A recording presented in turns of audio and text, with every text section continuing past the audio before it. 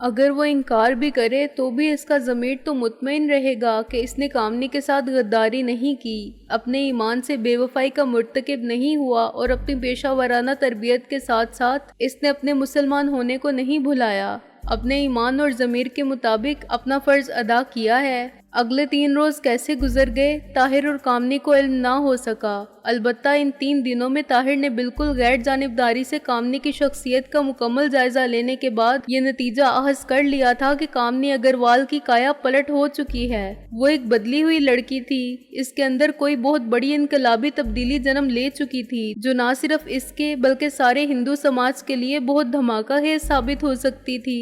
इन 3 दिनों में इसने ताहिर पर मुसलसल एक ही दबाव डाला था कि वो यहाँ से भाग जाए। इसने ताहिर से कहा था कि इसे फरार होने में मदद देने के लिए वो तैयार है, ख्वाह इसे इसकी कुछ भी कीमत अदा करनी पड़े। जब ताहिर इसे दरियाफ्त करता कि वो इसे यहाँ से भाग जाने पर क्यों मजबूर कर रही है, तो इसका एक ही जवाब होता था कि ये ताहिर की दुनिया नहीं है, वो ना यहाँ अपनी मर्जी से आया है ना ही रह पाएगा। इससे पहले कि यहाँ के मुकीन इसकी असलियत जान जाएं, वो भाग जाए और मैं ये सर्विस छोड़ दूंगी। ताहिर के सवाल का इसने एक ही जवाब दिया था, तुम जानती हो कामनी, एक मर्तबा इस दलदल में उतरने के बाद इससे निकलना मुमकिन नहीं। तुम ये सर्विस अपनी मर्जी से ज्वाइन कर सकती थी, अपनी मर्जी से छोड़ नहीं सकती, ऐसा मुमकिन नहीं है। ताहिर ने इससे कहा, तुम्हें इससे क्या वो मुझे मार डालेंगे ना? मार डालें, मर जाने दो मुझे अपनी इस जिंदगी से घिन आने लगी है। ये कोई जिंदगी है? फाहिशा औरत की जिंदगी, लानत है, वो चिढ़कर जवाब देती। लेकिन ये मैं बर्दाश्त नहीं कर सकता, ताहिर ने इस रोज कहा। तो फिर तुम क्या बर्दाश्त कर सकते हो? मुझे ले जाओगे अपने साथ? कर सकोगे ऐसा तुम? इस रोज कामनी ने गोया इसके असाब पर टाइम बम चला ही दिया। कामनी, तुम सच कह रही हो? इसने कामनी के दोनों कंधों पर हाथ रखकर इसकी आंखों में झांकते हुए कहा। मैं चाहने के बावजूद तुम्हारे साथ झूठ नहीं बोल सकती। कामनी ने इससे नजरें मिलाते हुए सच बोला। देख लो कामनी, ये आसान काम नहीं, ये बहुत बड़ा फैसला है। तुम्हारे और मेरे दरमियान मुल्क ही नहीं, मजहब की दीवार भी हायल है। कामनी, तुम ये दीवारें चीन अबूर कर लोगी? कामनी को इसकी आवाज किसी गहरे कुएं में आती महसूस हो रही थी। हाँ, अगर तुम मेरे साथ हो, अगर तुम अपने ईमान के मुताबिक मेरा साथ दो तो मैं दुनिया की तमाम दीवारें फलांग जाऊंगी। ताहिर, मुझे अब ये जिंदगी नहीं जीना, मुझे इस जिंदगी से अब घिन आने लगी है, नफरत हो चुकी है। मुझे अब एक मशरिकी औरत की तरह जीना है या फिर मैं मर जाऊंगी। कामनी के लहजे के एतमाद ने ताहिर को लर्जा कर रख दिया। ठीक है कामनी, अगर तुम तैयार हो तो मुझे पीछे नहीं पाओगी। और हाँ, मैं दावा तो नहीं करता, लेकिन यकीन दिलाता हूँ कि तुम्हें इतनी आसानी से मरने नहीं दूंगा। अब मौत को तुम तक पहुँचने के लिए मुझसे टकराना होगा। हाँ कामनी, मुझसे। इसने कामनी का हाथ दोनों हाथों में पकड़कर मजबूती से दबाया। ताहिर ने अब भी एहतियात बरती थी और इसे इस दिन से आगाह नहीं किया था, बस यही कहा था कि अगले 2-3 रोज में वो भाग जाएंगे। कल तुम्हारी फाइनल रिहर्सल है, मैं तुम तीनों के साथ बतौर इंस्ट्रक्टर जाऊंगी। इस रिहर्सल में 15 लड़के हिस्सा लेंगे, जिनके इंस्ट्रक्टर्स भी इनके साथ होंगे। अगर तुम कहो तो ये मौका बहुत मुनासिब है। कामनी ने कहा। नो, कैसी बात करती हो? तुम जानती हो कि इन लोगों ने रिहर्सल के लिए सारे इलाके को घेरे में लिया होगा, क्योंकि धमाकों की आवाज दूर तक जाती है। मेरे ख्याल से बटवारी के इर्द गिर्द से 15-20 मील का एरिया तो इन्होंने लैंडलॉक कर दिया होगा। ताहिर ने अंदिया जाहिर किया और इसके लिए अपना मिशन मुकम्मल किए बगैर यहाँ से फरार होना नामुमकिन था। ओह, इस तरफ तो मेरा ख्याल गया ही नहीं। कामनी ने इसे नजरों ही नजरों में दाद दी। देखो कामनी, तुम मुझे हमेशा नॉर्मल रहने की तलकीन करती हो। आज मैं तुम्हें हुक्म दे रहा हूँ कि अब तुम बिल्कुल नॉर्मल रहो और खास तौर से पोस्टवाल पर नजर रखना। मुझे वो बहुत कीना परवर शख्स नजर आता है, इससे कुछ बईद नहीं है। ओह ताहिर, अब हमें चलना चाहिए, कामनी ने घड़ी की तरफ देखकर कहा। ठीक है। दोनों ने एक दूसरे से गर्मजोशी से हाथ मिला के अपने अपने अहद को पूरा करने की यकीन दहानी एक दूसरे को दिलाई और हासिल की थी। आज इनके कोर्स का पहला मरहला मुकम्मल हुआ था और वो फाइनल रिहर्सल पर जा रहे थे। उन्हें यहाँ से 10 मील दूर एक घने जंगल में जाना था, जहाँ उनके लिए टारगेट डमियां रखी हुई थी। हर एजेंट को अपना टारगेट मुकर्ररा मुद्दत में हटाकर अपने महफूज ठिकाने पर पहुँचाना और अपने अपने इंस्ट्रक्टर्स को रिपोर्ट करना थी। उन्हें दाखिले और फरार के रास्ते समझाने के साथ साथ यहाँ वॉच डॉग डमियां भी मौजूद थी, जिनसे उन्हें बचकर काम मुकम्मल करना था। रात एक पहर ढल चुकी थी जब इन तीनों की टीम अपनी इंस्ट्रक्टर कामनी अग्रवाल के सरबराह में यहाँ पहुंची। انہیں اس بات کا علم نہیں تھا کہ وہ یہاں آنے والی پہلی ٹیم ہے یا آخری، کیونکہ یہاں جنگل میں جو لوگ بھی آپریٹ ہٹ کر رہے تھے ان سب کو ایک دوسرے کی نظروں سے اوجھل رہ کر کام مکمل کرنا تھا۔ روانگی پر جب چند سیکنڈ کی تنہائی طاہر اور کامنی کو میسر آئی تو کامنی نے چھٹتے ہی اس سے کہا، پوسوال اچانک 3 دن کی رخصت پر چلا گیا ہے۔ اس کا کہنا ہے کہ اس کی ماں بستر مرگ پر ہے اور اس کا جانا ناگزیر ہے۔ ایمرجنسی چھٹی لے کر یہاں سے بہت کم لوگ ہی جایا کرتے ہیں۔ کامنی کے خبر بتانے کا انداز چگلی کھا رہا تھا کہ ضرور دال میں کچھ کالا ہے۔ طاہر کا ماتھا فوراً ٹھنکا۔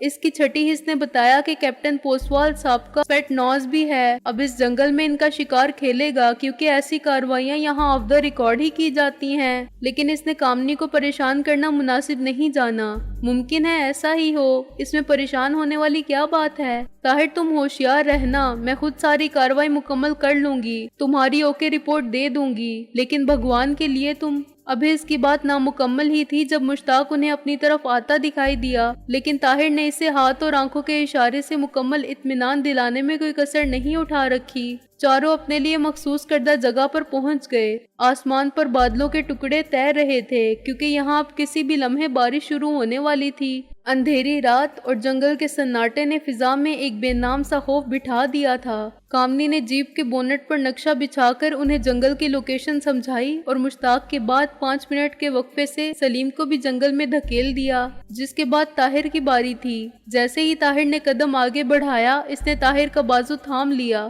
تم نہ جاؤ، کامنی نے بڑے ملجی لہجے میں کہا۔ پاگل ہو گئی ہو کیا؟ کیوں ان لوگوں کو شک میں مبتلا کر رہی ہو؟ طاہر نے اپنا بازو آہستگی سے چھڑوایا اور اس کی طرف دیکھے بغیر جنگل کے گھنے سلسلے میں اپنے بیگ سمیت غائب ہو گیا۔ 2 روز پہلے ہی اسے کرنل بھاٹیا نے طلب کیا تھا۔ یس سر، خلاف معمول کیپٹن پوسوال نے کرنل بھاٹیا کے کمرے میں داخل ہو کر دونوں ایڑیاں بجاتے ہوئے اسے ضرورت سے زیادہ ہی تعظیم دی تھی۔ کرنل نے کھڑے ہو کر اس کی طرف مصافحے کے لیے ہاتھ بڑھایا اور اس کی خیریت دریافت کر کے اپنی جگہ بیٹھ گیا۔ کل فائنل ریہرسل ہے، اس مرتبہ ٹارگٹ اور ٹائمنگ چارٹ تم تیار کرو۔ میری خوش قسمتی ہے جناب، اگر آپ مجھے اس قابل سمجھتے ہیں۔ آج شام کو میں آپ کی میز پر سارا بلو سکیچ بنا دوں گا، اس نے بڑے اعتماد سے کہا۔ مجھے تم سے یہی امید ہے کیپٹن پوسوال، کرنل بھاٹیا نے اپنی بھاری مونچھوں کے عقب سے دانت چمکاتے ہوئے کہا۔ یہ جنگل پوسوال کے لیے بھی اجنبی نہیں رہا تھا۔ گزشتہ 3 سال سے وہ یہاں دہشت گردوں کو تربیت دیتا آ رہا تھا۔ اسے یہاں کے ایک ایک چپے چپے کا علم تھا اور اس بات کا بھی کہ فائنل پلان تیار کرنے کے لیے کرنل بھاٹیا کے بٹواری مرکز میں اس سے زیادہ سینئر اور سمجھدار آفیسر کوئی نہیں تھا۔ اسے دراصل اس دن کا انتظار تھا۔ گزشتہ 1 ماہ سے جس انتقام کی آگ میں جل رہا تھا، اسے ٹھنڈا کرنے کے لیے اسے اب موقع ہاتھ لگا تھا۔ اب اس کے حصے حیوانیت کی تسکین ہمیشہ کے لیے ہونے والی تھی۔ اب وہ روسی کمانڈوز پیٹنوس کے ساتھ کی جانے والی اپنی تربیت بروئے کار لانے والا تھا۔ اس تربیت میں انہیں زندہ جانور کا پتھر اور لکڑی کے ساتھ شکار کرنے کے بعد اس کے خون سے اپنی پیاس بجھانے اور بھوک بجھانے کی تربیت دی جاتی تھی۔ اسے آج بھی اپنی بھوک اور پیاس بجھانی تھی۔ اسے سائبیریا کے سرحدی علاقوں کے وہ دیہات یاد آنے لگے تھے جو روسی اسپیٹناز کی آمد پر اپنے دیہات خالی کر کے بھاگ جایا کرتے تھے، کیونکہ ان کے زیر تربیت درندوں کے لیے انسانوں کی حیثیت بھی جنگلی پرندوں سے زیادہ نہیں رہ جاتی تھی۔ گھر گاؤں کی اکا دکا دوشیزہ بھی لکڑیوں کی تلاش میں کسی برفیلے جنگل میں ان کے قابو آ جاتی تو وہ اسے جانوروں کی طرح نوچ کر اپنی پیاس بجھانے کے بعد جنگلی درندوں کی خوراک بنانے کے لیے پھینک کر آگے نکل جاتے تھے۔ 2-3 روز کے بعد جب دیہاتوں کی مسخ شدہ لاش ملتی تو وہ بیچارے پہل یہی سمجھا کرتے تھے کہ شاید یہ جنگلی جانوروں کا کارنامہ ہے۔ اس کا علم گو انہیں بعد میں ہوتا تھا کہ یہ جانوروں کا نہیں، انسان نما درندوں کا کارنامہ ہوتا تھا، جن کو اسپیٹناس کہا جاتا ہے اور جو روس کی ریڈ آرمی کے مایاناس کمانڈوز تھے۔ ایک مرتبہ اس نے بھی اپنے روسی ساتھی کے ساتھ ایک ایسی ہی لڑکی کا شکار کھیلا تھا اور اس شکار کا مزہ بھی دونوں نے ہی لیا تھا، جس کے بعد انہوں نے بدقسمت لڑکی کو بے رحمی سے گلا گھونٹ کر مار ڈالا اور اس کے زخم خوردہ جسم کو وہیں ایک گہرے کھڈے میں پھینک کر اپنی راہ لی تھی۔ इस शिकार का नशा जब भी इसे याद आता वो बावला हो जाता। इसके हिस्से दरिंदगी को जितनी तस्कीन वहां पहुंची थी, इसके बाद फिर श्रीलंका में इस नौयत का शिकार मिल सका जब वो भारतीय अमन फौज का एक ऑफिसर बनकर बटीगलाह में गया था, जहां उन्होंने तमिल टाइगर्स के खिलाफ कार्रवाई की। और एक जगह जंगल में रात को गश्त के दौरान जब एक तमिल लड़की इसके काबू में आई तो वो तड़पती मचलती इस लड़की के मुंह पर हाथ रखकर इसे अपनी खुफिया पनाहगाह पर ले आया था, जहां इसने अपने एक कोर्समेट के साथ मिलकर साइबेरिया की याद ताजा की थी, जिसके बाद उन्होंने लड़की को मारकर फेंक दिया था। 2 साल बाद तक इस दरिंदगी का मजा ताजा रहा। अब तो वो बड़ी तिश्नगी सी महसूस करने लगा था। अब इसे वाकई अपने खून की हिद्दत कायम रखने के लिए किसी ऐसे शिकार की तलाश थी, और अब वो कामनी अग्रवाल का शिकार खेलने जा रहा था। साली हरामखोर, मुझे छोड़कर इस मुसल्ले के साथ याराना लगा रही है। कुत्ते की बच्ची। इसने दिल ही दिल में न जाने कितनी गालियों से कामनी को नवाजा था। इसने अपने वादे के मुताबिक बरवक्त नक्शा कर्नल भाटिया तक पहुंचा दिया था। Well done. भाटिया के मुंह से बेसाख्ता निकला। वाकई कैप्टन पोसवाल अपने काम का माहिर था। सर, मेरी ख्वाहिश थी कि इस मर्तबा भी मैं खुद निगरानी करता, लेकिन बदकिस्मती से मैं ऐसा नहीं कर पाऊंगा। माताजी बिस्तरे मर्ग पर हैं और आप तो जानते हैं मेरे पिताजी भी जब सोरगबाश हुए तो मैं शिनवारी कैंप में था। इस मर्तबा भी अगर ऐसा हुआ तो मेरे खानदान के लोग शायद मुझे बरादरी से ही निकाल दें। इसने मौका मुनासिब देखकर कहा। ओह ऑल राइट, तुम आ जाओ, वाकई सीरियस मसला है। कोई बात नहीं, टंडोलकर है ना, इसको आखिर किस बात की तनख्वाह मिलती है भाई। कर्नल भाटिया ने कहकहा लगाया और पोसवाल ने इसका साथ दिया था। इस तरह वो अगले 3 दिन की छुट्टी लेकर इस रात बटवारी कैंप से चला गया था। कैंप की हदूद से बाहर निकलते ही इसने अपने इटदली को गाड़ी वापस ले जाने का हुक्म दिया था और जीप की नजरों से ओझल होते ही जंगली सिलसिले में गायब हो गया था। सारी रात कैप्टन पोसवाल ने जंगल में गुजारी। सारी रात वो पैदल चलता रहा और पो फूटने के नजदीक इस जंगल तक पहुंच गया जहां इसने अपना शिकार खेलना था। अपने हाथों तरबियत के लिए तैयार करता वो सारा नक्शा इसके जहन पर नक्श था। इसने बड़े इत्मीनान से एक घने दरख्त का इंतखाब किया और अब वो इस दरख्त पर अपने बैग समेत बंदर की फुर्ती से चढ़ता चला गया। सालों पुराने इस घने दरख्त की घनी शाखों में, जिसके पत्तों से छन कर सूरज की रोशनी भी मुश्किल जमीन तक पहुंचती थी, इसने बड़े इत्मीनान से नायलॉन की जाली की मदद से अपना बिस्तर जमा लिया और लंबी तान कर सो गया। 4 घंटे वो इत्मीनान से सोता रहा। इसकी आंख नीचे मौजूद टंडोलकर और इसके साथियों की आवाज से खुली, जो यहाँ डी टारगेट और वाचडॉग मीट करने आए थे। थोड़ी देर बाद वो चले गए। इनकी रवानगी पर पोसवाल दरख्त से नीचे उतर आया। इसने अपने बैग से डब्बा खोलकर इत्मीनान से खाना खाया, सिगरेट नोशी की और वहीं बैठा रहा। चूंकि इसने खुद यहाँ 500 ग्रुपों का प्रोग्राम बनाया था, इसलिए वो जानता था कि कब इनकी आमद शुरू होगी। इनकी आमद से 1 घंटा पहले ही वो अपने ठिकाने पर वापस चला गया, लेकिन जमीन पर इसने अपने कपड़े तब्दील कर लिए थे और स्याह रंग का वही लिबास पहना था जो वो पहना करता था। अपने चेहरे पर स्याह मास्क चढ़ाकर वो दोबारा दरख्त पर चढ़ गया। अब इसे कामनी का इंतजार था। कामनी अपने साथियों के साथ जैसे ही इस पहाड़ी मोड़ तक पहुंची जिससे रास्ता इस टीले तक आ रहा था, वो कैप्टन पोसवाल की नाइट विजन की रेंज में आ गई। वो जीप पर नजरें जुमाए चौकस बैठा था और अब इसे अपने शिकार का इंतजार था। कामनी ने जीप नीचे ही खड़ी कर दी थी और अब वो अपने साथियों को रुखसत करने के बाद ऊपर आ रही थी। जिस दरख्त पर वो बैठा था, जमीन से इसकी ऊंचाई यहाँ 150 फुट से भी ज्यादा थी। इसने कामनी को ताहिर का हाथ पकड़कर रोकते और ताहिर को हाथ छुड़ाकर जाने का मंजर भी देख लिया था। ये मंजर देखने के बाद इसके जिस्म में खून की जगह अंगारे दौड़ने लगे थे। अब इसमें सब्र की ताब नहीं थी। कामनी इस दरख्त से कुछ फासले पर एक कदरे खुली जगह पर इस पत्थर पर आकर बैठ गई थी, जहां इसे 2 घंटे तक रहना था। इस दौरान इसके साथियों ने अपने अपने टारगेट हिट करके वॉच डॉग्स की नजरों से खुद को महफूज करके वहां तक पहुंचना था। ताहिर को जंगल में गए बमुश्किल 5 मिनट ही हुए थे जब वो बंदरों की तरह बगैर आवाज पैदा किए नायलॉन की एक छोटी सी रस्सी अपने मुंह में दुबाए दरख्त से इस तरह नीचे उतरा था कि कामनी को मामूली सी आहट भी नहीं हो पाई थी। अगले ही लम्हे वो कामनी के सर पर मौजूद था। हाय कामनी डार्लिंग। अपने ख्यालों में गुम कामनी के कानों में इसकी आवाज पिघलते हुए शीशे की तरह उतरी थी। तुम?